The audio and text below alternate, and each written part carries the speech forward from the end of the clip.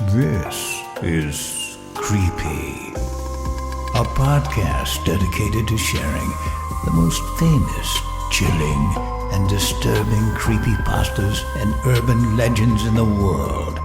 Whether these stories truly happened or are simply fabrications is for you to decide. These stories may contain graphic depictions of violence and explicit language. Listener discretion is advised.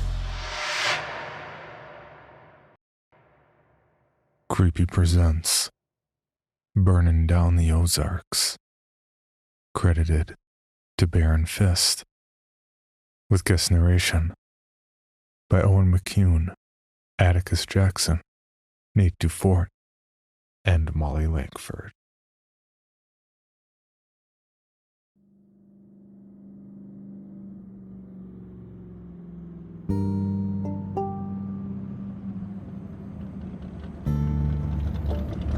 Another day, another dollar towards beer money, I thought as I pulled into my company's parking lot.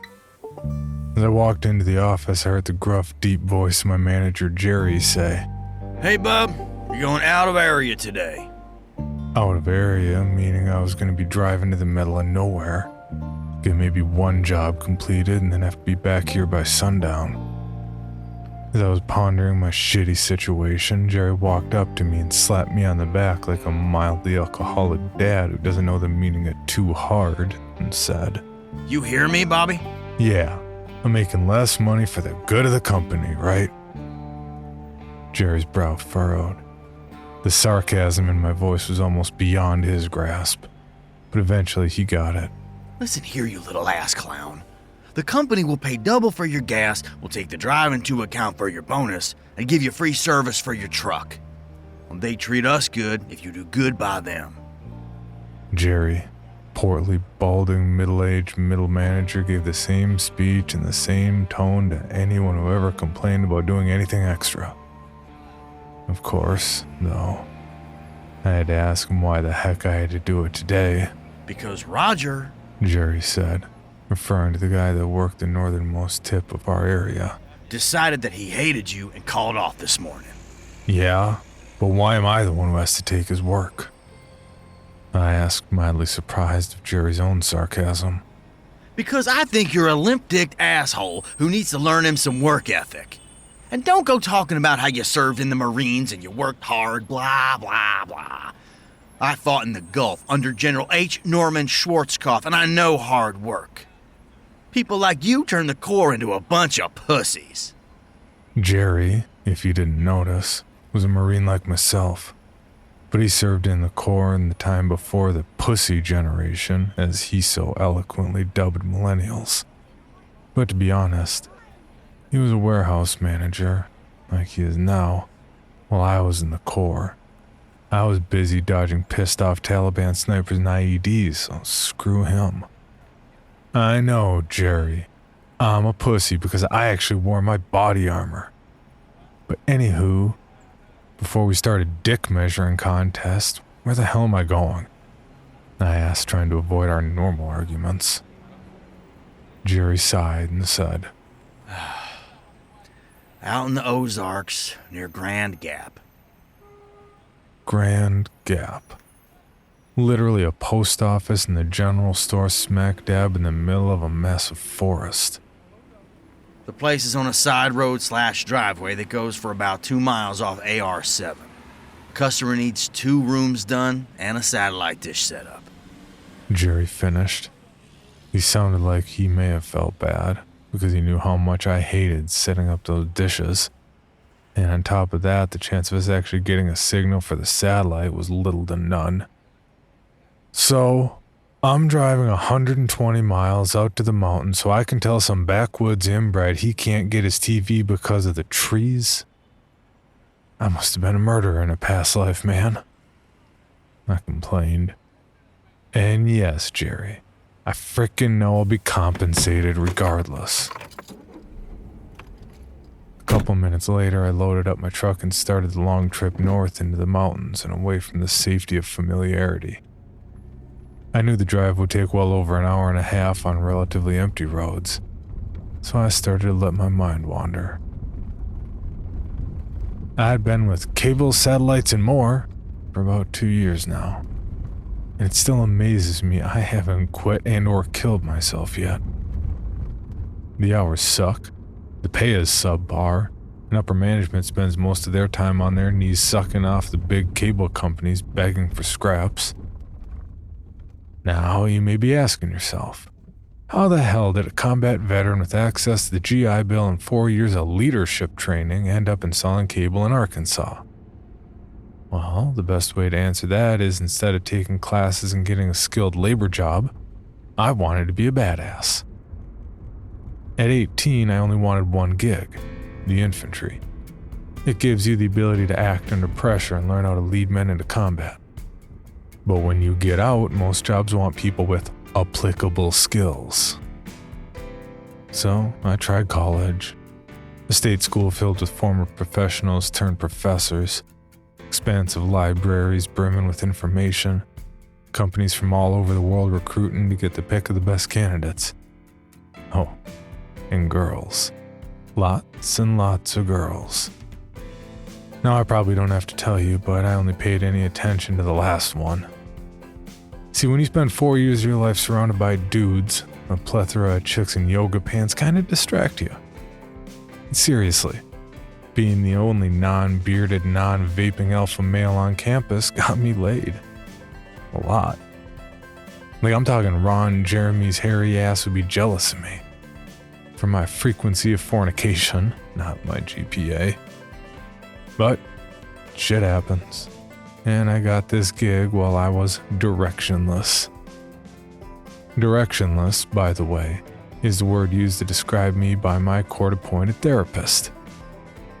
I'll leave most of the details out, but some punk bitch decided to tell me not to sleep with his girlfriend while I was at state. I decided him eating my fist would be the best way for me to convey my feelings of distaste for his sentiment. One thing led to another, and I have to go see a shrink for my PTSD. PTSD my ass. I liked what I did over there. Get up, go on patrol, possibly shoot some Hajis, then go back to the FOB. Simple. Now life is complicated. I gotta pay rent. I gotta be politically correct. I can't shoot anyone. Even the people who drive slowly in the left fucking lane. Oh, whatever. Maybe I'll be lucky and whoever this customer is will be a super hot art student staying at her parents' cabin for winter break. She'll answer the door half naked, take one look at my manly frame, hopefully ignoring the pudge hanging over my belt, and invite me in to help her keep warm for the winter. I let my thoughts wander thinking about the pretty blonde. No, maybe brunette, waiting for me. Looking back, I really wish that was the case. As I got closer to the address, the GPS on my phone started acting a bit finicky. But it was able to steer me to the right driveway. Well, driveway was a word. It was more or less a dirt path shrouded by old as hell white oak and cottonwood. I heard leaves and pines crinkle under the weight of my truck as I steered down the narrow track. As I drove deeper, I noticed that this part of the forest was dense and looked barely touched. See, I went camping in the Ozarks every year with my dad up until I was 17. Almost everywhere we went, you could tell the woods had been affected by people in some way. You know, random patches of trash, carved initials of young lovers, tire or human tracks, and all that shit. These trees, this path, and everything it encompassed seemed to have remained unscathed, even though someone apparently lived out here. It was strange, to say the least, especially because there seemed to be no tire tracks going up the driveway.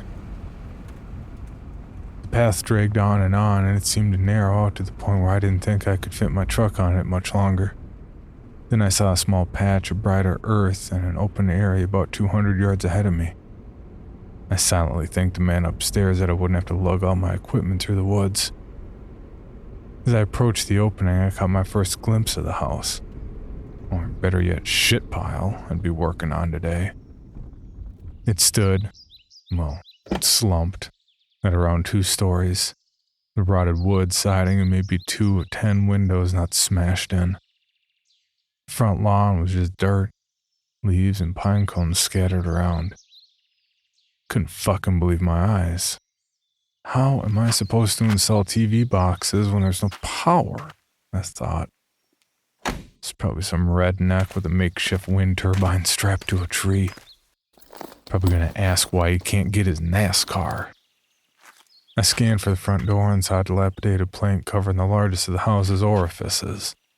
I decided that was my best bet as a front door. At this point, I was just honestly hoping no one was home.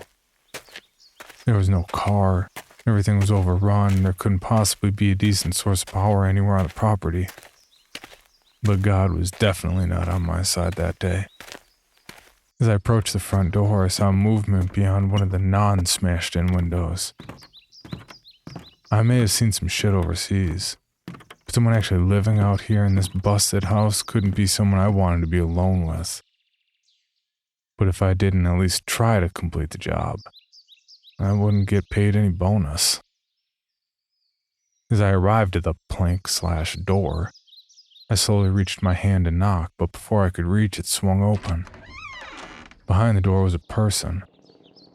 At the least, what was left of a person after spending a few months at a concentration camp.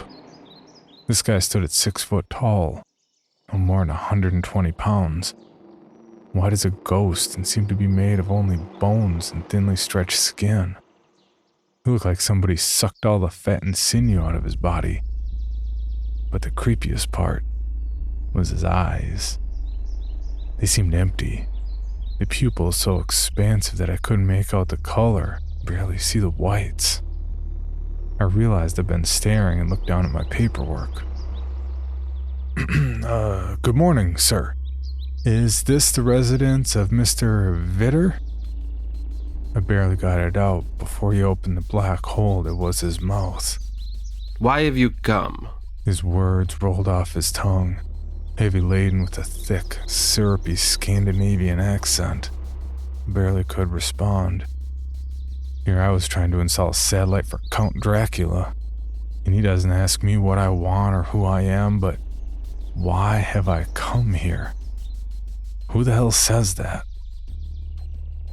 I'm your cable technician, here to get your TV set up, I stammered. It was all I could get out with his pitch black eyes staring right through me. He continued to stare what felt like an hour until he opened the hole in his face. Ah yes, come forth into my home. I will show you where you will be working, but be warned. I do not like anything in my home touched. Your business here is the televisions only. Is that understood? This guy looked like fucking Skeletor and sounded like a James Bond villain, I thought. Aloud, I said, "Yes, sir. I won't touch any of your stuff or knickknacks or personals. I just want to set up the TVs and head back to Little Rock." He stared at me for a second and turned towards the dark house, beckoning for me to follow. As I trailed my gaunt host into the ramshackle house, I couldn't help but notice the nauseating scent of decaying meat mixed with a tinge of rusted copper. It was as if I wandered into an abandoned slaughterhouse that could smell the years of blood and decomposition of millions of animal parts. Don't think like that, man. This guy's probably a hunter, lives off the grid, and finally decided he missed ESPN and called us up, I thought. But the smell wasn't the only off-putting characteristic of Mr. Vitter's home. It was the decor, or lack thereof. The front door opened directly into what could barely be described as a living room. The only sign that an actual human lived here was a decrepit rocking chair that looked like it was the sole survivor of Dresden. The wood was badly scorched. The only parts that weren't burned were heavily frayed. I felt like if I sat down in it, I'd be pulling 1,000 splinters out of my ass and wiping flecks of charred wood off my pants for eternity. I took my eyes off the chair and finally saw the TV I'd be connecting the receiver to. I say TV sarcastically, because I'm pretty sure the set I grew up with 29 years ago was more advanced. I saw that the ancient beast still had the original wood paneling and everything. I hope to God I had some sort of adapter in the truck, because no way I was telling Dr. Frankenstein I didn't have the parts. Now this is the first television. It is a Zenith from 1949. I was told your company specialized in connecting New Age media to these types of TV sets. Am I correct? Mr. Vitter turned and looked at me with his empty eyes as he asked this. Should be. I can always figure it out. I lied. The oldest TV I set up was from the 90s. I'm so fucked, I thought. I'm gonna punch that punk bitch Roger in the fucking throat as soon as I see him. Motherfucker better buy me a beer for calling out. Good. I would be very disappointed if I do not have my shows. Vitter, I think, smiled as he said this and put an intense emphasis on very. He let me pause in the living room to assess the back of the TV. One look was all I needed. One look told me I was utterly fucked. This TV did not have a single connection I recognized.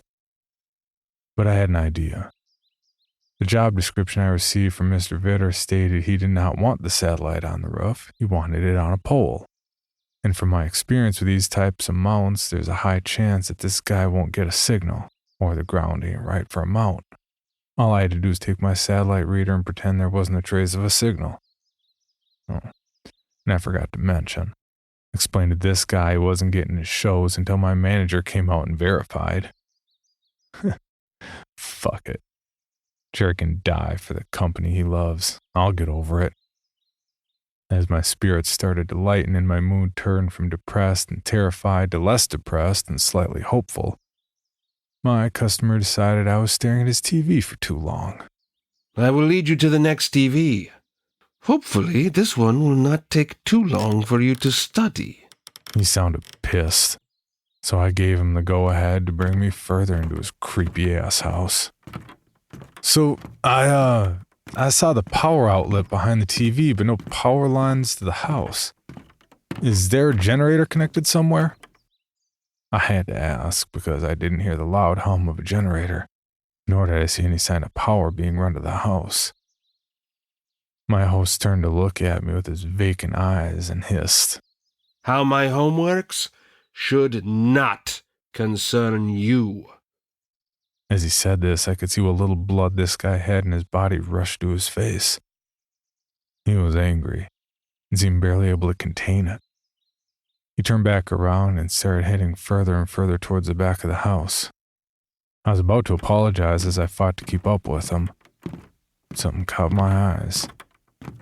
There was a picture on the wall.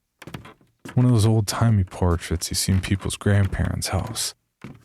I could only take a quick look, but from what I could tell, even in black and white, one of the men in the portrait looked exactly like Mr. Vitter. Like, to a T. The only difference was the guy in the picture I'd normalized and didn't look so disproportionate. It couldn't be him. This picture had to be from the 1880s or something. Vitter stopped abruptly before I could finish studying the picture and pointed towards an open doorway to our right. He said, This is where the last TV is, and it is exactly like the first one. Do you need to stare at it incessantly, or will the information I have given you be enough? As he asked this, I could literally feel the sarcasm and frustration pouring out of him. The fuck is this guy's problem? I thought. Then aloud, I said with a forced smile, Just knowing the type and where it will be is enough for me. The weirdo seemed satisfied with my answer and took me a bit further to a back door, flanked by two more busted-out windows. He opened the door and walked through them to the backyard, which was as equally disheveled as the front. Okay, sir. I know you want the satellite somewhere in the yard, so I'm going to go ahead and try to find a signal. I'll come knock on the door when I do. He looked at me and said, I will stay outside. You seem young, and I generally do not trust the youth. How the fuck are you supposed to respond to that? I looked over at Mr. Creepy and said, okay. It's kind of boring, but feel free to watch. No other way to follow someone telling you he doesn't trust you. Well, who could blame him? I was planning on saying there was no signal, even if there was one, and going home. As I started wandering around the yard, hitting random buttons on my signal finder to further help my goal of pretending to find a signal, I was able to take in more of my host. His eyes and ugly-ass face kept me from looking at what he was wearing. His clothing looked as worn as he did. His long black coat was covered in Irish pennants, and his white button-up shirt was slathered in old stains. Jesus, this guy's all sorts of fucked up, I thought. As I wandered around the yard, I also noticed something else that was a bit suspect. Every 3 to 5 yards or so, there seemed to be a little hole recently covered up. Looked like he was planting a garden or maybe some trees. I would have asked, but he was clearly not much of a conversationalist. After about 10 minutes of drifting around and hitting random buttons, my host's eyes never left me, and I decided it was now or never to tell him I had no signal. Sir, I hate to say this, but due to the trees in the area, I have no line to your provider's satellite. To me, the only option would be to remove some of the foliage. I was barely able to finish before the anger flashed in his big dead eyes and blood rushed to his face again. You will not touch any of my trees. They are precious to me. As he screamed this, he closed the 10-yard gap between us in 3 steps. And you will give me my shows. He was so close to me at this point that the lifeless holes in his face were mere centimeters away. Okay, this is my final fucking straw with this goddamn psycho. But alas, I would lose my gig if I blew up on one more customer. I took a deep breath and said in my best customer service voice, I understand you are upset, sir. I think the best way to resolve the dilemma is to try and get my manager out here. To myself, I thought, fuck Jerry. Let's see how tough his old core is when he meets this crazy motherfucker. As I said this, Vitter seemed to settle down and the blood stopped pooling in his face. Very well, but you must know I care very deeply about my forest. You mustn't harm it in any way. He still contained a hint of his anger. What needs to be done next? Well, I need to go get the proper forms for you to sign, and we can go ahead and call Jerry, my manager. And do not worry about the trees. We won't touch them, I said, trying not to smirk. Is this Jerry as insolent as you and as uncaring about my forest? He asked with heavy disdain. I looked up at him, trying with all my might not to look pissed, and said, only slightly sarcastically, I might add, not at all. He is a perfect gentleman and he loves trees. I mean, the guy's at least 12 in his backyard. Somehow this satisfied the tree-loving psycho. Okay, well, I'm going to run over to my truck and get the forms. Want me to meet you inside? I asked, hoping he would say no and that I wouldn't have to go back into that terrifying place. No, I will be out here, waiting. As he said this, he seemed to root himself on the spot he was standing, like his trees, and remained unmoving. I took this as my sign to get the fuck back to my truck and get Jerry's fat ass out here. Not wanting to go through that horror show of a house, I took the long way around the side and back to the safety of my waiting truck. As I passed the side of the house, I saw something that caught my eye.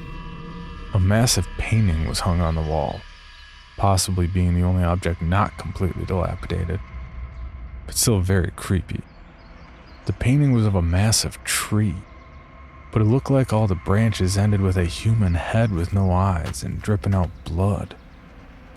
But the trunk of the tree decided it had to outdo the branches in the most fucked up contest ever. The trunk was shaped like a man whose legs were firmly rooted into the ground. Its body straight as an arrow and its arms held high in the air, turning into the aforementioned branches. But the face of the trunk man took the cake for the macabre challenge. The mouth was locked in a permanent scream, spewing rivulets of blood that pooled up at the tree's roots. The eyes were wide open, seemingly fixated on the branches above as if in a trance with a gore-stained scene going on above its head. What the fuck? I mumbled to myself. If you were smart, Bobby, you would leave. But alas, I'm a dumb redneck grunt from Little Rock and I refused to leave until the paperwork was signed. I had bills to pay. So I decided to ignore the massive evidence that this place was probably not too safe and continued on to my truck. As I approached my truck, I couldn't help but notice that it looked significantly lower. Now, before you have to ask, yes, my truck was lifted, and I may or may not be compensating for something. Regardless of my inadequacies, as I got closer, I saw that my 2 front tires had gone flat. I said aloud to myself, "Fuck me sideways. How the fuck? Fuck." I nearly yelled that last fuck, but I kept it down so I wouldn't have to deal with Vitter. I walked over to my now useless vehicle and inspected the tires. When I realized what had happened, I silently cursed myself. Since I was so busy trying to avoid lugging equipment around, I had not noticed I parked directly on top of an upraised tree root. Fuck. Now I'd not only to make Jerry come here, but I'd need him to pick me up some spares. He was gonna be pissed. I took one more look at the depressing sight that was my lifted 24-inch custom tires and opened the front cab. I started fumbling around with my little folder filled with different paperwork until I found the right documents. Thankfully, I had one copy left. First good news of the fucking day. The shitty part of the no signal process is that you need the customer to verbally confirm with the manager that they want the side issue confirmed. Don't ask me why, probably some legal bullshit. I started making my way back to the yard, but this time I took the side that didn't have the creepy-ass painting on it. As I arrived again in the backyard, I couldn't help but notice the absence of Mr. Vitter. Shit, I muttered to myself. I headed towards where he was last standing. Maybe he was taking a leak behind one of his precious trees, and God knows there was no plumbing in that horror show of a house. I made my way towards the end of the yard, carefully avoiding little mounds, and started scanning the tree line. After about 30 seconds, I started to turn away and make the walk to the front door, hoping that he didn't want me to come inside. But as I was turning, I caught a glimpse of something black billowing about 100 yards away in the woods. I moved in a bit closer and further away from the house, and could sort of make out the object. It was Vitter's jacket. As I took a closer look, I saw a black boot only a few feet from where I was standing, and another roughly 30 yards past that. Did this guy just strip down and wander into the woods? Well, that was it. Weirdest fucking day of my life. Now you may be thinking, why didn't I book it and flag down the first car I saw and get the hell out of Dodge? The answer is, I'm an idiot, and I'm curious by nature. Also, I couldn't just leave a job. I'd apparently jeopardized the trust between my small company and the big ones we contract for. My next step would be to call Jerry and figure out what the hell I need to do. I pulled up my phone and hit Jerry's number as I waited for the familiar gruff voice to ask, What the fuck do you want? The phone cut off. I looked down at my screen and saw the dreaded "call was lost" tag pop up in front of my screen. Fuck me right in the goddamn ass. I tried again, and this time it wouldn't even ring once. I started wandering around the backyard hoping there was a stronger signal somewhere when I finally gave up. My efforts were fruitless. It dawned on me that Jerry was with one of our new guys today up near Mountain View, about 100 miles east where I was and a good 2-hour drive. On top of that, the cell service may have been even worse out there. Shit. No other manager was in today. Even if I could get service, they wouldn't pick up. My only option was to call the dispatch office for the satellite company. The folks over there have about zero sympathy for us not completing a job that was given to us. But having someone at least be aware of my situation may stop me from being canned. I made my way to the front yard and thankfully found a signal bar service. Just in case, I tried Jerry again, but nada. I started scrolling through my contact list and found the number I was looking for. It started ringing. Thank God for small miracles. Thankfully, I heard a pleasant female voice. Thank you for calling Northern Star, the #1 satellite TV provider in North America. How can I assist you today? Wow. All this time saying I gotta call someone, I had no idea what to tell them exactly. Hi. I'm a contractor out of Little Rock, and, I have a bit of an issue with my current appointment. I waited for a moment and heard a lady sigh and say in an annoyed voice, Have you tried calling your manager? These fucking heartless bastards. I needed a small amount of assistance, but it was too much of a fucking problem to take a call. SOP dictates you speak to your manager before calling us, I've heard 150 times. I wanted to say, well, yeah, bitch, he has no service. I barely got this call going. But instead I tried a more diplomatic approach. I apologize. I know this isn't standard, but I cannot reach my boss. He is out of service. I waited, praying she would have some sympathy in her heart. Okay, sir, I will transfer you to your area dispatcher. Prepare to hold. And like that, I was sitting there in the middle of nowhere listening to the soft melodies of Loggins and Messina while waiting for my dispatcher. The music abruptly stopped, and I heard an equally pleasant yet male voice on the other end. This is Jack. Heard you got a little problem out there in Little Rock. Thank God this guy wasn't a dick. Hey, Jack, I got some weird stuff going on out here. I'm definitely nowhere near Little Rock. I'm in the Ozarks, deep down in some backwoods stuck with an MIA customer. I blurted out. No, shit, job number. Here it is, 306742. I heard Jack typing away at his keyboard, and a few mouse clicks later he said, Okay, Mr. Vitter. Oh, yeah. He is totally out of your work area. How'd you end up out there? Fucking call out, man. I said, realizing these phone calls may be monitored and I should ease up on the cussing. Okay, so you said he is, MIA? Like, he isn't home? No, Jack, I went to my truck to grab some stuff, and I came back and this guy was just gone. The weirdest part, though, I saw a trail of his clothes leading into the forest. Like, his clothes? Yeah, man. His clothes. From what I could see, it was his jacket and both his boots. Even I was starting to think this was made up. There was no way this guy believed me. Well, I'm looking through all my notes here, and there is not a single SOP explaining what to do if a customer wanders off into the woods. But I am pulling up some satellite images of the area, and I do see a small pond formation about half a kilometer from his house. Maybe he went swimming. As he said this, I could hear him stifling his laughter. Look, I know this sounds crazy, but there's a whole bunch of creepy-ass stuff going on around here. This guy is terrifying looking. The house is barren except for an almost 70-year-old zenith and a ratty-ass rocking chair, not to mention the painting, I replied, hearing the frustration in my own voice. Painting?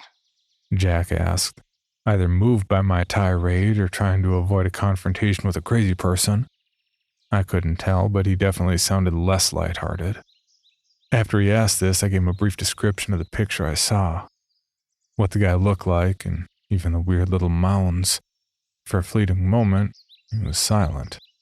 I don't know how to tell you this, but as long as he wasn't a danger to you or under the influence of alcohol, you're gonna need the paperwork signed.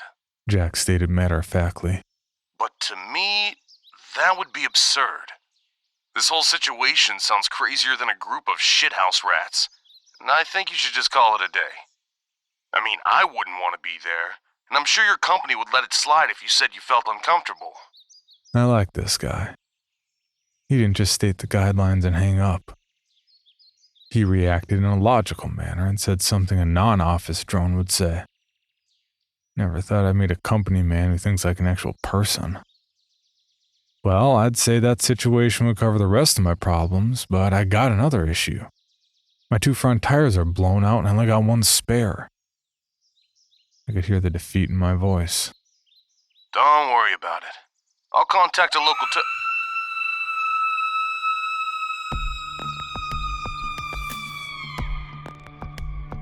As Jack was about to offer me my salvation from this mess, I heard the high-pitched scream of a woman coming from out in the forest.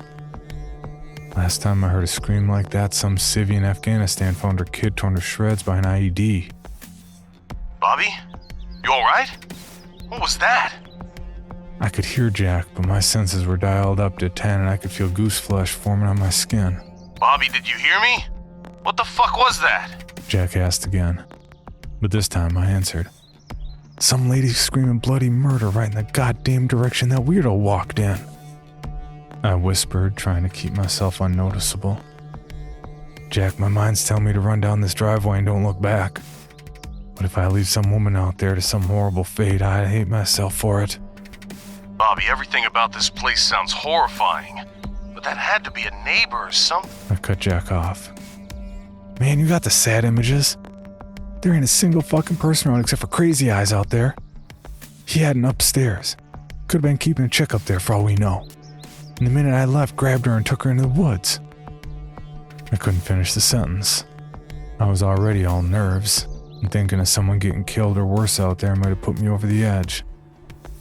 Jack, by the time the cops get out here, if someone's getting hurt, I think I need to get out there. I couldn't hear Jack on the other end. He was contemplating what I said. If you're dead set on wandering off into the woods and confronting whatever it is out there, go grab your Bluetooth and bring me along for the ride. I'll try to call the local PD on the other line. Jack said. I honestly thought he would at least try to stop me. Okay, Jack, I will. Let me just get some stuff from my truck. I responded, thankful I wouldn't be alone. I made my way again to my truck and reached under the seat to grab my piece. Call me a bandwagoner, but I do love me a Glock. I put the gun in the front seat and put my Bluetooth in my ear. Jack, you hear me? I asked. Those Bluetooth earpieces were finicky at best, and I didn't want to lose my only companion. Yeah, I got you. Are you sure you want to do this? Now he's asking. Yeah, man. Some poor lady might be getting hurt out there. It's my civic fucking duty. I said, trying not to reveal how terrified I was. I grabbed a magazine from the toolbox and started pushing 40 caliber rounds into it. I slammed that bad boy in the pistol and pulled the slide back with an audible click. Do you have a gun? Jack asked hesitantly. You bet your sweet ass I do. I'm in Arkansas. We actually have the right to defend ourselves out here. I'm not judging. I'm just glad you have some protection. I mean, SOP dictates I have you fired, but the situation seems to call for a gun. Thanks, Jack. A hint of a smile formed on my face as a question came to my mind. Jack? Yeah? Are you in a cubicle right now? I asked, thinking of the irony of a guy wrapped up in his pre-death coffin listening to me embark on an adventure. Or quite possibly my utter demise. That's really what you're gonna ask me. Not like, hey Jack, can you call the cops? Or, hey Jack, can you convince me not to walk into the scary woods towards a screaming person? Or, why are you condoning this, Jack? He blurted out, sounding a bit exasperated. I can answer the last. I spent 8 years in the army. My old lady wanted me to take a desk job when we had a kid. Now I'm stuck rotting away in a desk, hoping for just a taste of something interesting. I felt for the guy. I mean, I'd rather be in a temperature-controlled office building not worrying about monsters or whatever the fuck was out there. But still, I'd probably rather die than have to make small talk with a bunch of office drones every day, so I guess I was on the fence about who had it worse. Oh, and no. I'm actually in management. Just took over for one of my guys who's sick. So I'm not in a cubicle, you prick. I'm in my own office. I have a window. Jack said triumphantly. I couldn't help but laugh a little. Looked like this guy got screwed by a call-out too. The walk from my truck to the edge of the forest was less than a football field, but every step felt like a mile. I could feel my heart beating my throat, and my stomach was turned in knots. The perspiration on my forehead started to drip into my eyes as I made my way towards the tree line. I decided that maybe talking while I still could would alleviate some of the fear that was building up. I wiped the sweat away from my eyes as I said the first thing that came to mind. "So, Jack, what'd you do in the army?" I heard a sigh on the other end of the line and then said, After OCS, I went straight to job training in civil affairs, then airborne, then air assault, and lastly Ranger School. After 4 years, I made captain, went to PSYOPs, and transferred over to 1st Special Forces Command. Another odd question to ask at a time like this, Bobby. First part sounded rehearsed. You probably got asked a lot. Yeah, just trying to build up courage here. PSYOPs, huh? Passing out flyers or doing shady shit? I asked, hoping I didn't sound too judgmental. With none of the lightheartedness I heard him speak with before, he stated, Shady shit. "All my experiences with anyone, even support personnel and special forces, was generally negative. They were always trying to be mysterious and act like whatever they did was secretive or clandestine. In reality, there was probably a 23-year-old NSA intern with a pimply face and thick-brimmed glasses that had more security clearance than these super soldiers. But I liked Jack. And I know PSYOPs guys probably really do some weird shit besides yelling at Taliban on a loudspeaker, so I gave him the benefit of a doubt. But I definitely passed out my fair share of flyers on my first tour with PSYOPs. Jack continued with a hint of a laugh. You seem to know a thing or two about the military. You serve? Yeah, man. USMC 0311, I said with gusto. I heard another sigh and Jack stated, Well, if you survive, I'll buy you dinner. Gallon of glue and a brand new box of Crayolas sound good to you?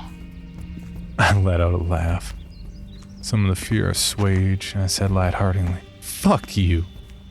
Not my best comeback, but I had reached the edge of the forest, and the humor I felt moments ago dissipated and was replaced by that stomach-knotting fear. Alright, Jack. I just made it to the... Again, another ear-piercing scream came from further into the woods. But unlike the last, this one didn't finish. It seemed to be cut off at the last second. It was time to go. I started running full tilt into the unknown. Bobby, quit running. Whatever is out there is gonna hear you coming. And besides, whoever was screaming, doesn't sound like they made it. Jack whispered in my ear. See, that's the difference between a guy like me and a guy like Jack. I think tactically, and in the short term. Jack, obviously a strategy thinker, decided there was no point risking me or our chance to stop whatever was out there for someone who's probably dead. Fuck it, though. Maybe this girl was hot. And if she wasn't too jacked up, maybe I might get a blowy out of this. I don't hear you slowing down, Bobby. Yeah? It's because I'm a crayon-eating Marine and I want to kick some... Another scream followed by...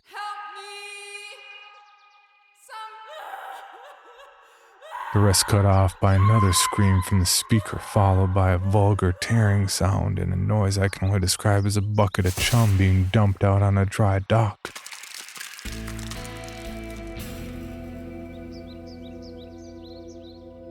The screams this time came from maybe 30 yards ahead of me, but the sounds had stopped completely, making everything eerily quiet. I heeded Jack's advice and slowed my sprint to a walk. I got down and started low-crawling to where I thought the screams came from. As I inched closer, I could feel the roots and sticks making small cuts on my stomach. It was as if the whole forest had turned against me. But the pain subsided when I smelled something familiar. Rusted copper. Blood. I saw a large tree in my path and could make out a clearing beyond its massive base. I inched behind the tree and took a quick glance into the clearing. I felt bile reach the back of my throat. Vitter had his back to me as he was lifting up an axe and bringing it down on the body of a rather rotund and definitely dead woman. I guess you're never too fat to be kidnapped. He kept bringing the axe down over and over again on this lady's already decimated corpse. Blood misting and squirting over her newly opened orifices. I also caught a glimpse of what had made the splattering chum noise. About 3 feet away from her body, it looked as if her stomach was torn out and all her innards were spilled onto the ground. It was a squirmy mass of intestines, kidneys, and other organs, all leaking blood and other fluids. The smell of blood, half-digested food, and shit from her punctured colon permeated the air. It was so strong I felt as if I could taste it. "Jack," I whispered as quietly as I could into the Bluetooth. "This guy's disemboweled a chicken's chopping her into pieces." Jack didn't respond for what felt like 10 years until I heard a quiet munching. Sorry, didn't catch that. Got bored waiting and grabbed a snack. Snickers really do help hunger pangs, you know. "Fuck, Jack. I'm out here watching some lady get butchered by a psychopath and you're eating a Snickers," I whispered, trying my hardest to keep Vitter unaware of my presence. Sorry, Bobby. You weren't saying much and I needed a snack. You're still alive, so nothing too crazy happened. Jack stated matter-of-factly. Avoiding the topic of the horror show in front of me, he continued. Also, I think I'm onto something. I did some research while you were fucking around in the woods, and I think I may know what you're dealing with. But you ain't gonna like it, brother. I was getting impatient and trying not to retaste my daily Egg McMuffin, so I said as quietly as I could while expressing my annoyance. "What? Just tell me. I doubt I can get more creeped out than I already am." Well, between the tree, the mounds, and Mr. Tall, Dark, and Terrifying, I think you're dealing with the evil Danish god of the forest. Jack said without a hint of humor. "What the fuck are you talking about?" I asked incredulously, and possibly a bit too loud because Vitter suddenly stopped hacking. Nah, shit, this is it. This is how I fucking die, I thought. But the footsteps and sudden death never came, and the hacking resumed. Jack then spoke up. That was close. So, anywho, I'll explain what I found. I went onto some sort of occult Google. Never seen this search engine before. But basically you type in a description of a monster or whatever shit you're dealing with, and it tells you what it is. And I'm pretty positive, from what you've told me, that you are dealing with a Danish forest god, who happens to be an evil prick. Like, super evil. He requires pieces of 1,000 corpses to build his army of humanoid tree monsters. So, for example, if you were to dig up those little mounds you saw, you'd be finding fingers, toes, ears, and other human parts used as little seeds to grow his forest friends. As Jack was speaking, I poked at a mound near my foot. As I did, the loose pile of dirt revealed a piece of a human ear, or tongue, or something. I don't fucking know, I'm not a doctor. Jack continued. Next up is what he looks like. See, his body isn't a tree, per se, but it's a tree with a face, screaming his commands and looking to the heavens. Oh yeah, there's severed heads on the tips of its branches that spout blood to help his tree babies grow. Any of this sound familiar? Jack stated, sounding almost amused. Sick fuck, I thought. Aloud, I whispered, "So, Vitter is some sort of a nut serial killer trying to complete his masterpiece of a god he worships?" After asking, I took another peek behind the tree and saw Vitter bent over and pick up the lady's head. He then walked over to the other side of the clearing and pulled out a massive ladder while balancing the blood-soaked head under his arm. Every time I looked out from my little cover, it seemed as if there were more and more blood. I would say it was just from that chick's cut-open body, but it seemed as if the whole clearing was covered in fresh, undisturbed pools of blood. That's when I realized I had hidden behind the wrong fucking tree. I looked up and saw the backs of hundreds of severed heads. If I didn't see that painting, I would have thought they looked like coconuts. But I knew better. And to solidify that what I was seeing was real, a huge glob of blood spewed out of one of the heads and landed in the clearing with an audible splat. So here I was in the middle of the Ozarks, leaning against some crazy effigy of a forgotten god with the psycho no more than 15 feet away from me, lugging round ahead. This is within the top 5 of the worst positions I have ever been in. Jack then spoke on the headset. Hey, so here's something else in case your day wasn't already ruined. Apparently Burstuck, that's the god by the way, has a sidekick that he grants immortality to for their service. The servant is described as being of great height, little girth, and eyes as black as coal. That describes Vita, right? I swear Jack almost sounded excited about all this. I took a quick glimpse into the clearing, and Vita was failing at his balancing act and trying with great intensity to grasp both the ladder and the head. I took his moment of distraction and slowly made my way back towards where I came from to get a safer vantage point. Jack, I made it back about 20 yards. Can you do me a favor and call the cops? I don't think I can do much more for that lady, I whispered, still trying to keep quiet.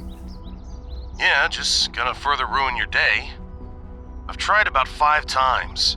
Each time I try reaching the town you're in, the call goes dead. I tried calling the police out here in Manhattan to see if they could do anything. They laughed and told me they can't do much for somebody in the middle of the Ozarks. I think you may be on your own. Well, except for me, buddy. If it's any consolation and you get killed by a crazy devil worshiper and his pet tree god, I'll avenge you. Okay, Jack was either the calmest motherfucker on the planet or he was truly enjoying all this.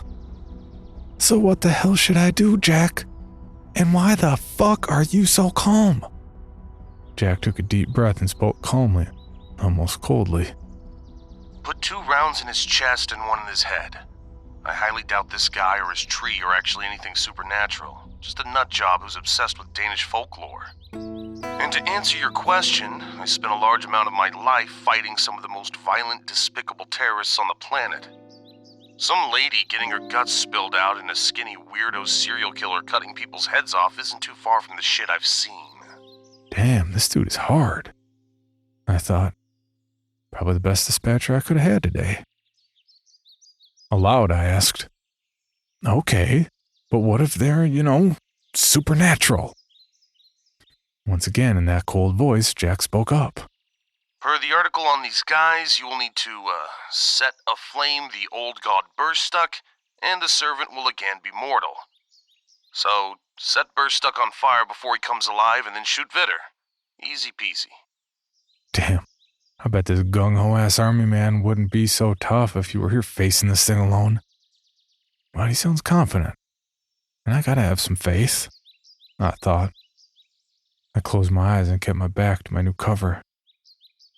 You gonna do this, kid?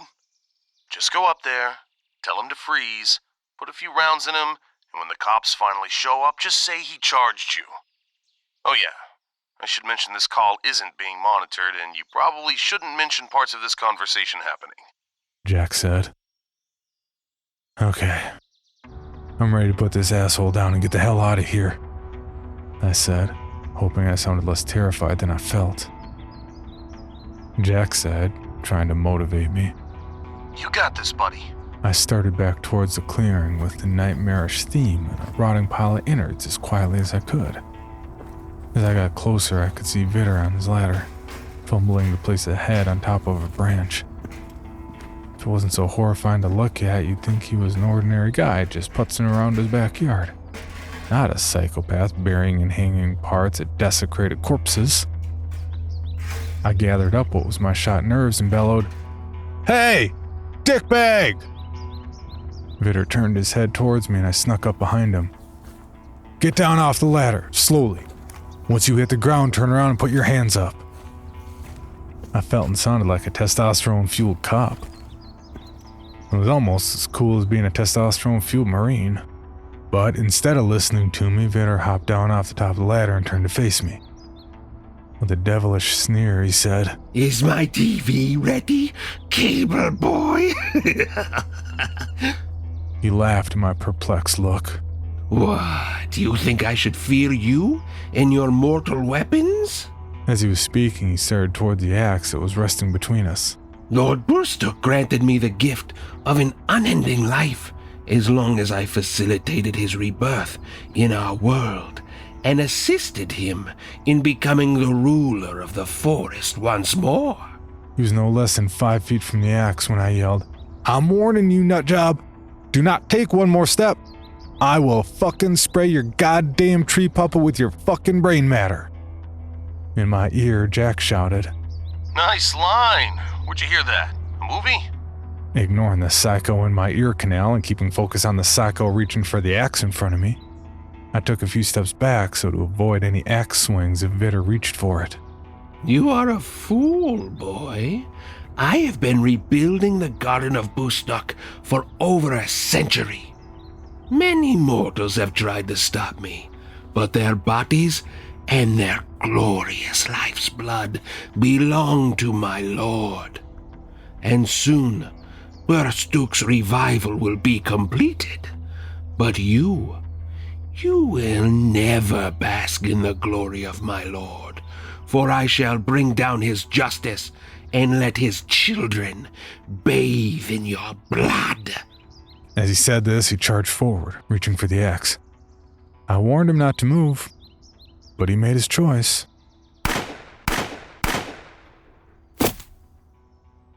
I felt the welcome feeling of the gun recoiling in my hand, the vibrations that sent up my arm. My aim was a bit off, but all 3 rounds found a home. The first 2 ripped into his stomach, filling the already stinking clearing with the smell of rotted meat and fecal stew. The third snapped his head back as it buried its way between those black-as-night eyes, fulfilling my promise of spraying his precious tree with his brain matter and skull fragments. Vader crumpled in a heap on the ground, adjacent to the leftover pieces of the girl he butchered earlier. I heard a crackling on the Bluetooth. Is he dead? Jack asked, again with that ice-cold voice he donned when he was talking about taking lives and stacking bodies. I was pretty sure, but I started walking over to make certain I'd be facing manslaughter charges in my near future. I was a foot away when Vitter's hand bolted out and grabbed my ankle. Pain shot up my leg, his grip like a bear trap. I put 2 more rounds in his skull, which caused his head to once again violently flail backwards, smashing into the ground. But his fucking hand stood strong. I reached down and grabbed the axe and took a powerful downward swing, severing his bony appendage and releasing the pressure on my ankle. I don't know if it was the adrenaline or the fear, but one thing I finally noticed was that he wasn't bleeding. 5 bullets in a detached hand, but barely any blood. Just a small trickle from the axe wound. I swear I saw brain and skull fly out when I popped him in the head. Jack, he isn't fucking bleeding. I put 5 fucking rounds in this asshole and chopped off his hand. Just a few drops. I said desperately, trying to express my confusion. From what I can read, the servant will drain all his blood to feed the early parts of Burstook's development, Jack said, finally with a hint of worry in his voice. Bobby, I think this might be the real thing. As Jack spoke the last words, Vitter's eyes turned towards me as the holes in his face healed themselves. He let out a guttural laugh and roared. I have already proclaimed. I have been given the gift of immortality by the great Lord Burstook, and no corporeal weapons can scathe me. If you hurt him, he stays down for a minute. Do something and get the fuck out of there. Jack yelled through the headset, and he was right. I picked up the axe before Vitter could make a move and brought it down onto his skull, splitting it almost clean in half. I saw as what was left of his brain matter spilled out onto the forest floor. No way he's getting up from that anytime soon, I said into the mic. I cut that fucker's head clean in half. Still, instead of admiring your morbid handiwork, why don't you get the fuck out of there? Jack yelled into my ear.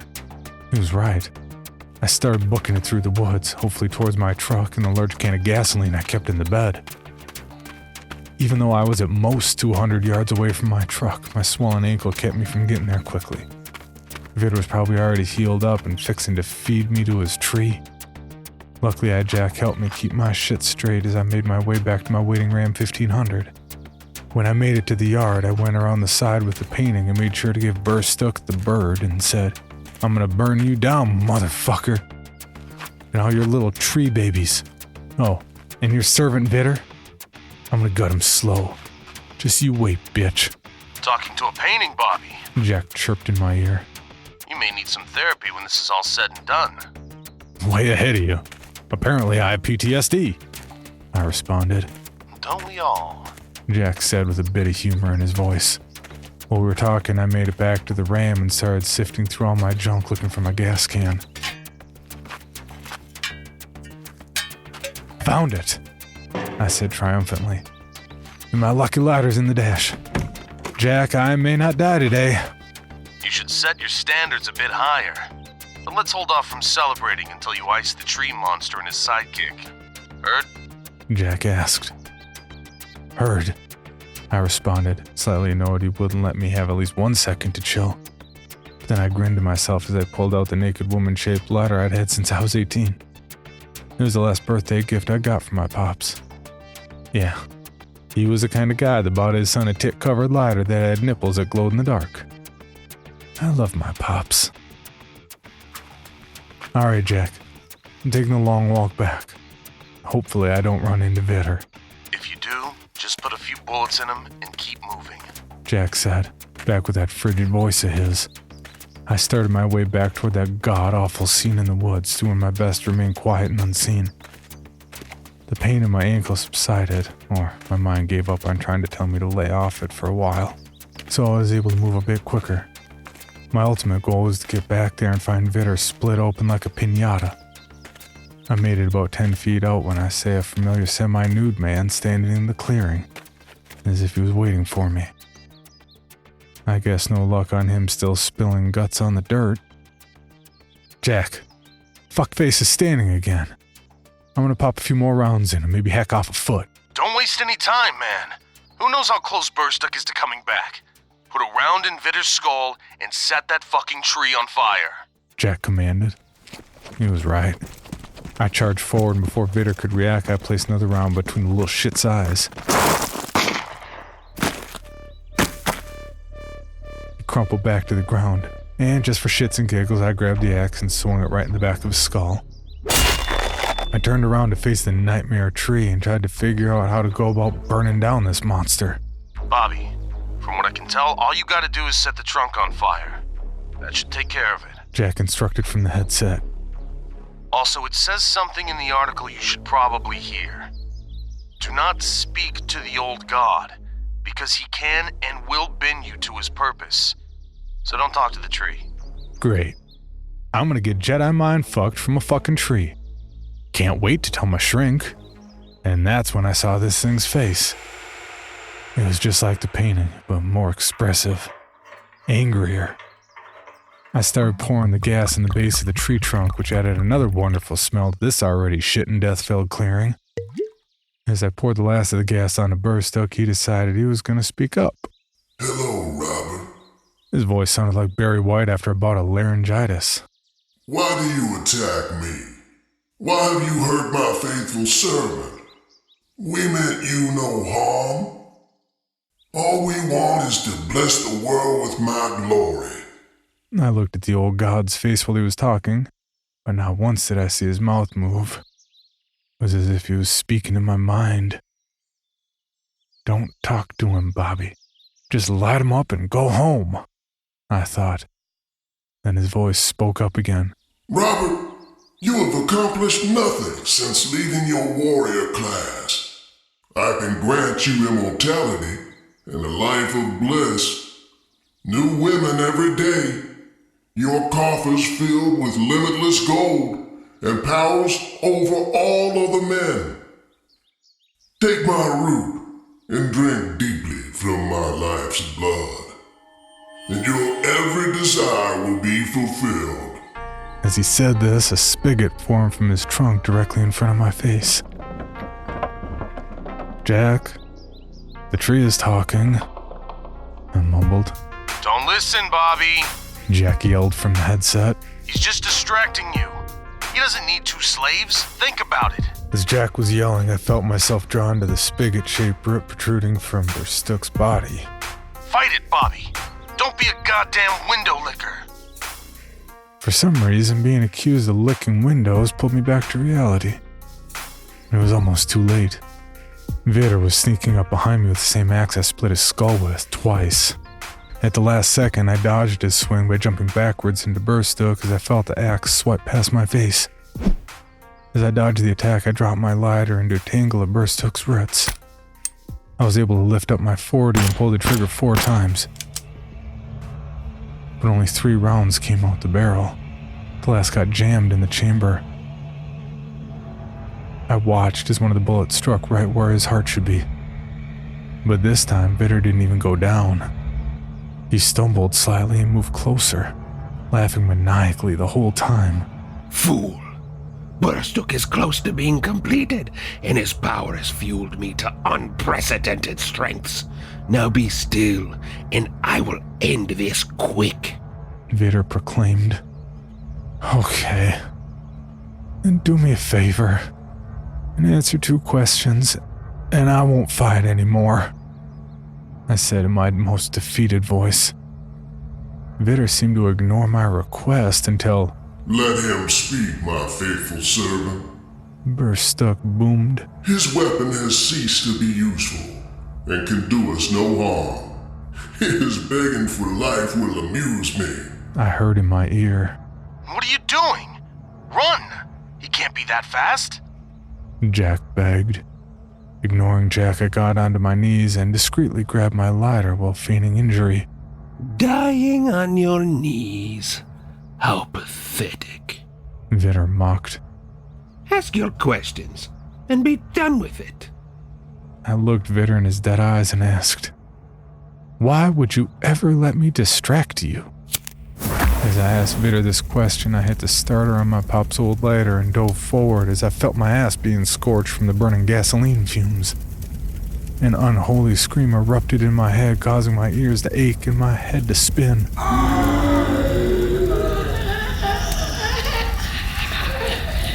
I will tear you limb from limb. I will come back and take your head as my first trophy. Burstook couldn't finish his sentence because the flames reached his face. I saw as the bark that was his flesh charred and burned. The whole while he was screaming into my head. I was able to shake off the shock and turn my attention back to Vitter, hoping he was no longer immortal. He just stood there, staring at his master with tears welling up in his eyes. Why have you done this? You could have been a part of the great Lord Burstook, but you have slain him. Vitter cried. My last act as his servant will be to avenge him and take the life of...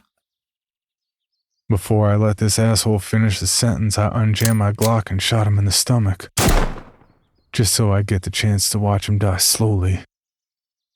I looked down at Vitter, and it seemed the spell, or whatever it was, had begun to wear off, because he looked like he was in pain. His intestines were spilling out of the gaping wound in his gut, and I finally saw the right amount of blood starting to pool in the dirt. In a weak voice, he said, My whole life, in servitude to my lord, ended by a low man, a servant. As he spoke, I saw blood trickle out the side of his mouth. I guess a bullet fragment ended up in his lungs. I felt now was the right time to ask my last question. Oh, yeah, before I forget, and before you die, why the fuck did you order satellite TV? I asked, hoping I would find out why I was out there in the first place. Vitter smiled a bloody smile, looked me in the eyes, and said softly, I missed the view. That Raven Simone is a hoot. I thought my opinion of this pathetic shit couldn't get any lower. But when he said the view was the reason my ass was out here, I emptied the rest of my magazine into his skull, spraying his fucking brains for the last time onto the forest floor. Jack, it's over. The tree's burning up and Vitter emptied his insides on the ground. If it wasn't for you, buddy, I'd never made it. I owe you a drink, brother, I said into the mic. So an ancient deity and his undying sycophant killed by an out-of-shape former Marine turned cable technician. Who the hell would have thought? Jack said. I'm glad you're okay, buddy. But looks like the local PD finally noticed. They gave me a holler on the other line, and the friggin' chief of police gave me a serious tongue lashing, yelling about some crazy nut blasting off rounds in the woods. Fuck. I'm about 85% positive I just saved the world, and I'm probably going to get arrested for murder, I complained. Well, if it makes you feel better, I'll probably get popped for helping your ass out. So, wanna be prison roomies? Jack asked with a hint of humor. I grunted in response as I heard the distant sirens. Oh well, at least I won't have to install cable anymore.